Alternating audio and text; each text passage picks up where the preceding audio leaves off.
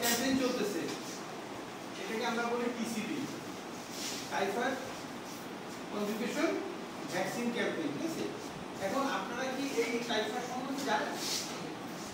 একটু বলবেন কি জিনিসটা?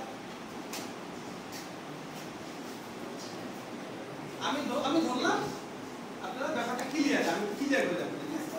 এই টাইফয়েড হচ্ছে একটা ব্যাকটেরিয়া রোগ। এই রোগটা ছড়ায় দিছে একদম একটা ব্যাকটেরিয়া, স্যালোমোনেলা টাইফি, একটা ব্যাকটেরিয়া কি স্যালোমোনেলা টাইফি, ঠিক আছে? এই জ্বরটা হয়তো 1 থেকে 30 দিন সময় নেয় এবং তীব্র জ্বর আসে, কি আছে? জ্বর আসে, শরীরে গায়ে ব্যথা থাকে, এই ধরনের সিম্পটমগুলো নিয়ে কাজ করে। এখন আপনার এই জ্বর যদি আসে বা টাইফয়েড যদি হয়, এর ওষুধ আমাদের বাজারে অ্যাভেলেবল পাওয়া যায়, ঠিক আছে? এই ওষুধটা গভর্নমেন্ট আপনাকে ফ্রি করে দিচ্ছে। কি করতেছে? ফ্রিতে, বাবা তোমার টাকা দিয়ে কিনা লাগবে।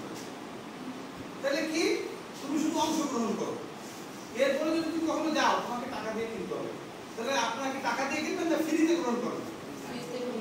হ্যাঁ, ফ্রিতে। শুধু আপনাদের কি একটা রেজিস্ট্রেশন প্রসেস থাকবে, যেমন এই ক্লাস স্টুডেন্ট কলেজ আমরা কিভাবে পাবো সেটা? আমরা পাবো এখানে যে অ্যাটেন্ডেন্স শিট থাকবে সেখানে পাবো।